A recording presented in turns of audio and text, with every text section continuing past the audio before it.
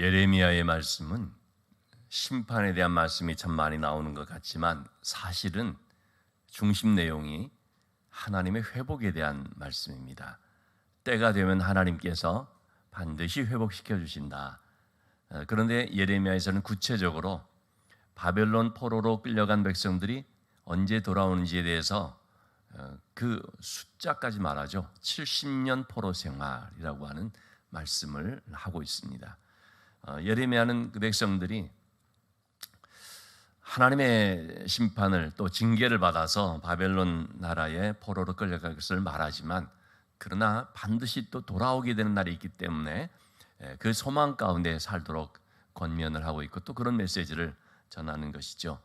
그래서 어제도 우리가 본 말씀에 비록 그들의 그 죄악을 지적하지만 그러나 하나님의 회복해 하시는 역사가 있음을 또 이어서 말하는 것입니다. 오늘 본문의 말씀을 보면 그때라고 하는 표현이 이제 3번 나오는데요. 16절에 보니까 여호와의 말씀이니라 너희가 이 땅에서 번성하여 많아질 때는 이렇게 번성하여 많아질 때라고 표현했는데 회복되는 날을 말하는 것이죠. 이 땅이 바빌론이라는 나라에 의해서 완전히 황폐화됩니다. 그리고 백성들은 거반 끌려갑니다. 남아있던 사람들마저도 애굽으로 피한다고 하면서 가버리고요. 그래서 그 땅은 그야말로 사람 살만한 것이 못 되는 상황이 되어버리죠. 그런데 때가 되어서 다시 이 땅이 번성하게 된다는 것입니다. 사람이 살 수 있는 곳 그 정도가 아니라 아주 번성하게 되는 많아진다는 것입니다. 이것이 바로 이제 하나님께서 회복시킨 때를 말하는 것인데, 근데 이 회복시켜주는 때에 나타나는 16절을 다시 한번 보시면 첫째로 뭐가 있냐고 했냐면 여호와의 언약궤를 다시는 말하지 아니할 것이라. 여호와의 언약궤에 대한 말씀을 하고 있습니다. 여러분, 이 여호와의 언약궤라는 것은 그 이스라엘 백성들의 신앙에 있어서 굉장히 중심적이고 핵심적인 것이 아닙니까? 언약궤로 인해서 하나님의 그 성전, 그 성소에 지성소가 있는데 그 지성소가 언약궤가 있거든요. 그러니까 언약궤로 인하여서 성전이 성전되고 지성소가 지성소되고 또 제사가 하나님 받을 만한 또 제사가 되는 것이고, 이 언약궤라는 것이 얼마나 중요한지 모릅니다. 언약궤가 없으면 그러면 성전은 더 이상 성전으로서의 어떤 의미가 없어져 버릴 정도로, 그래서 이 언약궤를 너무나 중요했던 다윗 경우에는 말씀을 빼주시죠. 언약궤를 가져오기 위해서 얼마나 또 힘썼습니까? 왕이 되자마자 이 언약궤를 또 가져오기 위해서, 그래서 처음에는 좀 의욕이 앞선 나머지 좀 실수하기도 했지만 그러나 이제는 하나님의 말씀대로 언약궤를 운반해야 된다는 걸 알고 이제 언약궤를 가져오면서 그러면서 하나님의 성전을 지어야겠다 생각을 하게 되었고, 솔로몬 때에 성전이 완성이 되어서 그래서 언약궤를 이제 성전 안에다가 놓게 되었죠. 언약궤라는 것은 뭡니까? 하나님의 말씀입니다. 이 하나님의 말씀이라는 것은 하나님께서 모세를 통해서 시내산에 주신 십계명을 중심으로 한 말씀이 되는 것이죠. 그러나 이제는 그 언약궤가 다시는 있지 않는다는 것입니다. 언약궤가 있을 필요가 없다는 것입니다. 왜 그렇겠습니까? 바로 말씀이 되시는 예수 그리스도가 이 땅에 오셨기 때문입니다. 언약궤는 사실은 예수님을 뜻하는 것이죠. 언약궤의 본질은 예수님이라고 할 수 있습니다. 언약궤라고 말할 때 이 궤라고 하는 것은 상자하지 않습니까? 상자가 중요한 것이 아니죠. 그 안에 있는 말씀이 중요한 것이죠. 이스라엘 백성들은 블레셋과의 싸움에서 전세가 기울어지자 이 싸움에서 이기기 위해서 우리가 언약궤를 가져오면 되겠다라고 했다가 그만 언약궤를 빼앗겨버리고 전쟁에서 참패를 당하고 말았는데요. 그냥 그런 어떤 상자, 말씀이 들어있는 상자를 가져온다고 해서, 또는 그 안에 말씀이 들어있기 때문에 그걸 가지고 오면 마치 부적처럼 무슨 전쟁에서 이기고 또 좋지 않았던 일이 막 좋게 변하고 그런 것이 아닌데, 그런 잘못된 생각을 한 거죠. 이 말씀을 어떻게 순종하느냐, 이 말씀을 어떻게 따라가서 살아가느냐, 이게 중요한 것인데 그런데 하나의 그런 겉모습 이것만을 생각했다가 언약궤도 잃어버리고 또 그것 때문에 엘리 제사장은 너무나 충격을 받아서 목이 부러져 죽는 그런 일도 있게 되었죠. 이 언약궤라는 것은 말씀을 뜻하는 것인데 이 말씀의 본질이 사실은 누구냐면 예수 그리스도라고 하는 것입니다. 그래서 예수님께서 이 땅에 오심으로 인하여서 다시는 이런 눈에 보이는 언약궤는 이제 필요 없게 되는 것입니다. 예수님에게서 하나님의 말씀이 흘러나오는 것이고 예수님 자신이 하나님의 말씀, 즉 태초에 말씀이 계시니라 라고 하는 이 로고스라고 하는 말씀이라는 것입니다. 때문에 이제는 우리가 오직 말씀 대신 예수님만을 주목해야 되는 것이고 예수님을 통해서만 하나님의 말씀을 들어야 되는 것이고 또 예수님을 통해서 하나님의 뜻이 무엇인지를 깨닫고 발견해야 되는 거죠. 자, 이렇게 말씀, 언약궤가 다시는 필요 없는, 그래서 언약궤를 다시는 말하지 않을 것이고 생각하지 않을 것이다, 찾지도 않을 것이다, 다시는 만들지도 않을 것이다 는 말씀을 하고 있습니다. 여러분, 예수님이 오셨는데 또 구약의 언약궤가 있어야 된다고 그것을 찾고 만들려고 하고 그렇게 한다면 얼마나 잘못된 것이겠습니까? 항상 우리는 진정한 언약궤의 말씀은 예수님이다라는 사실을 기억해야 되겠습니다. 두 번째로 17절의 말씀 보면 그때에라고 말하고 있습니다. 그때에 예루살렘이 그들에게 여호와의 보좌라 일컬음이 되며 모든 백성이 그리로 모이리니 곧 여호와의 이름으로 말미암아 예루살렘에 모이고 다시는 그들의 악한 마음에 완악한 대로 그들이 행하지 아니할 것이며 그랬습니다. 여러분, 예루살렘은 뭘 말합니까? 하나님의 이제 보좌라 말해지는데 예루살렘의 성전이 있기 때문입니다. 이 성전이라는 것은 다시 말하면 하나님께 제사를 드리고 하나님께 나오는, 하나님을 만나는 회막 또는 성막의 그런 모습인 거죠. 성전의 원래의 모습, 성전이 짓기 전에는 회막이라 그래서 하나님과의 만남의 자리다. 성막, 그래서 참 거룩한 그런 하나님의 처소다라는 표현을 쓴 거죠. 이것이 바로 이제 성전으로서 나타나게 된 것인데, 근데 이 성전의 중요한 역할, 성전의 의미는 하나님께 나와서 제사를 드리는 것, 하나님 앞에서 자신들의 모든 그런 죄의 문제를 해결하기 위해서 제물을 가지고 대제사장을 통해서 그 짐승의 피를 가지고 지성소로 들어가서 그래서 1년에 한 번씩 이 대속죄의 그런 일을 행하고 또는 정해진 절기마다 계속해서 예물을 드리면서 그래서 하나님께로 나가는 것, 바로 그런 곳이 바로 성전이라고 할 수가 있죠. 자, 이러한 그 예루살렘, 그러면 예루살렘 성전이라고 할 수 있고, 그래서 예루살렘 성전이 너무나 중요한 의미를 갖는 것인데 다시는 이러한 성전이 필요 없다는 것입니다. 왜냐하면 하나님의 보좌라 일컬음을 받는 그 성전 되시는 분이 오셨기 때문이죠. 그분이 바로 예수님인 거죠. 그러니까 예수님은 말씀이시면서 동시에 성전이 되십니다. 너희가 이 성전을 헐라, 내가 사흘 만에 지으리라. 주님 말씀하실 때도 자신의 몸을 가리켜서 말한 것이다라고 성경은 얘기하고 있죠. 죽은 지 사흘 만에 부활하시게 될 것을 말씀하셨습니다. 그래서 예수님은 성전 되시기 때문에 예수님이 계신 그곳은 항상 성전입니다. 성전이라고 하는 예루살렘 어떤 특정 장소에 가야지 하나님을 만날 수 있고 그곳에 가야지 예배를 드릴 수가 있는 것인가? 그렇지가 않다는 것입니다. 전에는 그렇게 생각을 했던 거죠. 그러나 이제는 진정한 성전 되신 예수님께서 오셔서 또 진정한 성전을 완성하셨기 때문에 이제는 누구든지 예수 그리스도의 이름으로 모이면은 그곳이 바로 성전이 되는, 하나님이 임재하시고 하나님이 만나주시고 하나님께서 기도를 응답해 주시는 그런 성전이 된다는 거죠. 이렇게 회복되어졌을 때에 하나님께서 행하실 일들을 말하는데 그중에 아주 중요한 것이 뭐냐면 성전이라고 하는 개념이 달라져 버리는 그것을 말씀해 주고 있습니다. 성전의 중요한 의미가 뭐라고 했습니까? 예배라고 했습니다. 그렇기 때문에 다시는 이제 그때 예루살렘이 그들에게 여호와의 보좌라 일컬음이 되고 라고 말할 때 이 예루살렘이라고 말해주는 그 성전이라고 하는 것은 예수 그리스도의 이름으로 모이는 것이 되기 때문에 어느 곳에서든지 예수 그리스도의 이름으로 모이게 될 때에 그곳에서 하나님께서 예배를 받으시는 것을 볼 수 있습니다.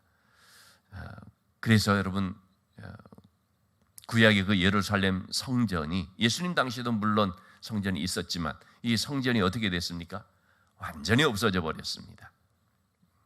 예수님께서 십자가에서 죽으시고 부활하심으로 성전, 예수님의 몸 된 그 성전을 완성하시게 된 후로 이제는 더 이상 성전이 필요 없게 되었고, 그리고 실제로 주후 70년 로마에 의해서 성전은 완전히 파괴돼서 그냥 이제 싹 없어져서 이제는 그 누구도 그 과거에 눈에 보이는 성전에서 예배를 드리는 일이 없게 된 것입니다. 예수님이 부활하신 후에 성령 받은 제자들을 통해서 성전이 아니라 이제는 무엇이 생겼습니까? 교회가 생겨났습니다. 교회를 통해서 우리는 주의 이름으로 모이고 하나님께 예배드리게 됐습니다.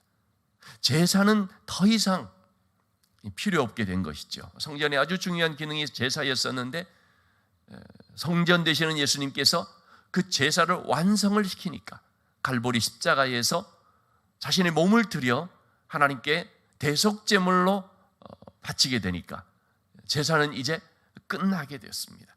그동안에 우리 죄를 위해서 임시적으로 또는 일회적으로 항상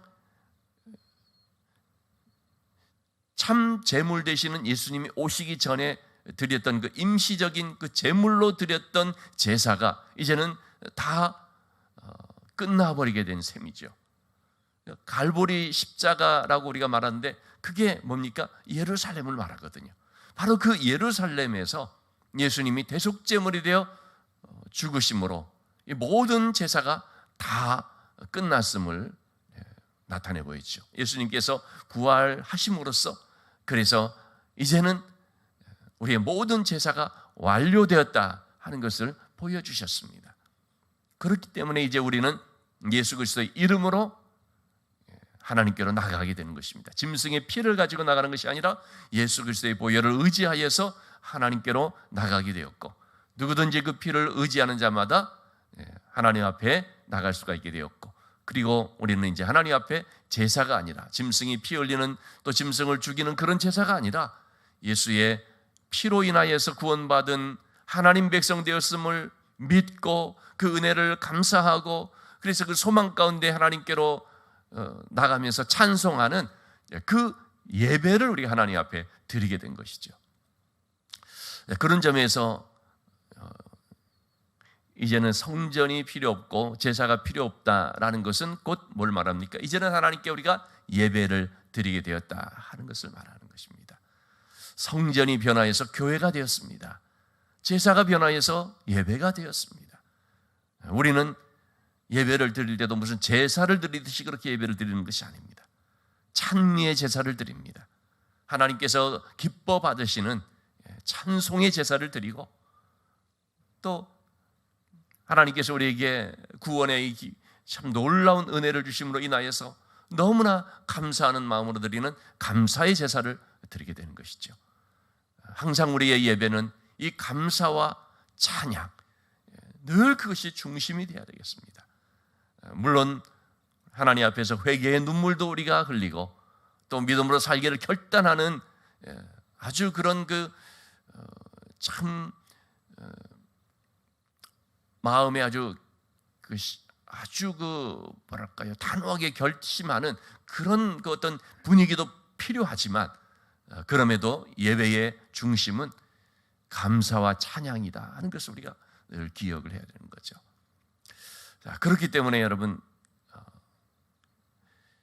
예루살렘이 하나님의 보좌요, 또 이 예루살렘에서부터 이사야서 2장 3절 말씀 보면은요, 우리가 여호와의 산에 오르며 여호와의 전에 오르자 그가 그의 길을 우리에게 가르치실 것이가 우리가 그 길로 행하리라 하리라. 이는 율법이 시온에서부터 나오며 주의 말씀 하나님의 말씀이 예루살렘으로부터 나올 것이다 라고 한 그 예루살렘, 율법이 시온에서부터 하나님의 말씀이 예루살렘으로부터 나온다라고 할 때 그 예루살렘은 곧 예수 그리스도를 통하여서 세워지게 된 주님의 몸된 교회를 말하는 것임을 우리가 볼 수가 있는 거죠. 자, 이렇게 하나님께서 회복하시는 그때에 바로 예수님을 통하여서 이루어질 이 놀라운 일들, 특별히 교회와 예배에 대한 것을 우리가 생각해 볼 수 있겠습니다. 그 다음에 또 이어지는 우리 18절 말씀에 보면 그때라는 말씀이 나오거든요. 그때 또 어떤 일들이 있다는 것입니까? 유다 족속이 이스라엘 족속과 동행하며 북에서부터 나와서 내가 너희 조상들에게 기업으로 준 땅에 그들이 함께 이르리라. 이제는 남북으로 나뉘었던 그 이스라엘 족속들이 회복되는 것을 말하죠. 그들이 하나가 되는 것을 말합니다. 남북으로 나뉘어졌을 때 얼마나 반목과 또 질시와 싸움과 다툼과 이런 냉전과 이런 것들이 얼마나 많이 있었겠습니까? 같은 민족이지만 남유다, 북이스라엘 그 사이에는 큰 거리가 있었던 것이죠. 그랬던 이 백성들이, 나뉘어졌던 백성들이 이제 그때에는 하나가 되는 것을 말씀해 주고 있습니다. 둘이 서로 하나가 되리라. 예수 그리스도 안에서 하나가 되어질 것을 말씀해 주는 것이죠. 근데 이것은 여러분 남북의 화해와 통일, 그걸 말하고자 하는 것은 아니죠. 그건 하나의 표면적인 것이고요. 본질은 뭡니까? 나뉘어졌던 관계들이 회복된다는 것입니다. 분단된 민족이 나뉜 것처럼 분리되었던 그 관계성들 깨어지고 원수되었고 또 그 사이에 장벽이 있었던 그런 관계들이 다 허물어져서, 벽이 허물어져서 하나가 되는 것을 말합니다. 먼저 우리가 예수 그리스도 안에서 누구와 화목해 됩니까? 하나님과 화목해 됩니다. 예수 그리스도로 말미암아 그 피로 인하여서 하나님과 우리 사이에 화목이 이루어집니다. 원수되었던 관계였었는데 하나님께서 예수 그리스도의 그 대속의 피로 인하여 우리를 받아주시게 되었죠. 그래서 우리는 하나님과 우리 사이의 장벽이 무너짐으로 우리가 이제 하나님께로 나갈 수가 있게 됐습니다. 하나님과 우리 사이가 이제 화목해 되어졌습니다. 그리고 이어지는 것이 뭡니까? 사람들과 사람들과의 그 불화했던 관계들이 또 이제 화평케 되는 거죠. 이렇게 화평케 되는 것은 우리가 서로 사이좋게 지내자고 평화 조약을 맺는다고 해서 절대로 이루어지지도 않고 보장이 되지도 않습니다. 여러분들 겉으로 평화 조약을 맺지만은 다 속으로는 꿍꿍이를 가지고 사는 경우가 얼마나 많습니까? 세상 가운데서 모든 되어지는 것들은요 다 자기들의 그런 일속, 자기들의 어떤 이익을 도모하기 위해서 하는 위장 평화요, 또는 제한된 평화요, 혹은 힘으로 누르는 평화요, 그런 것들 아닙니까? 진정한 평화는요 예수 그리스도 안에서 또 예수 그리스도의 피로 말미암아서만 이루어지는 거죠. 복음 안에서만 이루어진다는 것입니다. 이렇게 주님이 오심으로써 하나님의 그런 회복의 역사가 나타나게 될 때에 모든 불화되었던 관계가 회복되어지고 하나가 되어 화평케 되는 역사가 있음을 말씀해 주고 있습니다. 지금도 여러분 복음이 전해지는 곳마다 이런 경계가 무너지는 것입니다. 복음을 통하여서 남녀가 그 차별되었던 것이 이제는 차별이 없어지는 거죠. 복음으로 인하여서 인종과 어떤 계층과 무슨 지역과 갈등이니 또 반목되었던 것이니 하는 이 모든 것들이 다 치유가 되고 이런 화목게 되는 것을 우리가 보게 됩니다. 전 세계에서 지금도 마찬가지입니다. 복음이 들어감으로써만 이러한 치유의 역사들, 하나가 되게 하며 화평케 되는 역사들이 나타나게 된다는 거죠. 이러므로 말미암아 진정한 공동체가 이루어집니다. 예수 그리스도 안에서 참된 공동체가 이루어지는 것입니다. 로핑크라고 하는 분이 있은 예수는 어떤 공동체를 원했나 하는 굉장히 참 많은 사람들에게 큰 그런 참 영감을 주고 또 굉장히 수작이다 꼽혀지는 이제 그런 책을 썼는데, 우리는 구원을 개인적으로만 자꾸 얘기를 한다는 거죠. 사실 구원은 개인적인 면이 있거든요. 하나님과 나와의 관계니까 내가 개인적으로 구원을 받죠. 그런데 이분의 이 통찰은 구원은 공동체적이다 하는 이제 그런 면을 이제 많이 얘기를 하는 것입니다. 그래서 어떤 공동체를 주님이 원하셨는가, 어떤 공동체를 주님이 이루시고자 했는가. 그러니까 하나님의 나라라는 것은 공동체다 하는 것을 이제 강조하는 이제 그런 내용입니다. 사실 교회는 뭡니까? 공동체거든요. 그래서 정말 우리가 예수 그리스도 안에서 내가 구원받았다고 할 때는 사람들의 관계가 회복되는 공동체가 이루어진다는 것을 우리가 볼 수가 있습니다. 자, 그렇다면 여러분, 우리가 이렇게 하나님의 이 회복의 은혜를 누리기 위해서는 어떻게 해야 됩니까? 회복을 위해서는 항상 회개가 있어야 됩니다. 하나님께로 돌아와야 된다라고 말하는 것입니다. 예레미야에서 계속 말하는 것도 하나님께로 돌아오라라는 것입니다. 하나님께로 돌아오는 이 회개라는 것은 어떻게 이루어지는가? 첫째는 죄의 심각성을 알아야 됩니다. 우리가 진정한 회개가 되기 위해서는요, 죄의 심각함을 깨달아야 된다는 것이죠. 죄라는 것이 과연 얼마나 무서운 것인지, 얼마나 부끄럽게 하는 것이고, 얼마나 우리가 죄로 인한 수치를 당하는 것이고, 또 죄는 얼마나 우리가 큰 고통을 주는 것이고, 죄의 형벌이 얼마나 무서운 것인지, 이 죄의 실상을 우리가 알아야 된다는 것입니다. 여러분, 우리가 병원에 가서 진단을 받아서 치료할 때도 어떻습니까? 그 병이 무서운 것을 알 때 이걸 적극적으로 치료를 하게 되거든요. 별거 아닙니다. 그러면은 마치 우리가 흔히 쓰는 표현으로 감기와 같이 그렇게 생각하면 그냥 뭐 괜찮겠지 놔두게 되는 거죠. 그런 무서운 질병이라는 사실을 깨달으면 그럴수록 더 적극적으로 치료받고자 하는 것처럼, 죄에서 돌이키기 위해서는 그 죄의 무서움을, 그 죄의 본질을 잘 알아야 한다는 거죠. 이렇게 죄의 심각성을 알고, 두 번째는 죄를 고백해야 됩니다. 무서운 것만 알고 있으면 안 되는 거죠. 몸이 아파서 이 병이 굉장히 무섭다는 것을 깨달으면 의사 선생님에게 나가서 치료에 임해야 되는 것처럼요, 우리가 죄의 심각성을 안다면 그러면 하나님께 나가서 죄의 고백을 해야 되는 거죠. 나의 죄를 하나님 앞에 내어놓아야 되고 정직하게 토설해내야 되는, 뱉어내야 되는, 이것이 필요한 거죠. 자, 이렇게 죄의 고백을 하고 그 다음에 그걸로 끝나는 것이겠습니까? 그렇지가 않습니다. 그 다음에 삶이 새로워져야 되거든요. 그게 뭐냐면 하나님의 말씀에 순종하는 삶을 살아가는 것입니다. 그러니까 진정한 회복이라는 것은 이러한 것들이 다 포함이 되는 거죠. 죄의 심각성을 알고 죄를 고백하고 그리고 하나님의 말씀대로 순종해 사는 것, 이게 진정한 회개라는 것입니다. 어제도 말씀을 좀 드렸습니다만,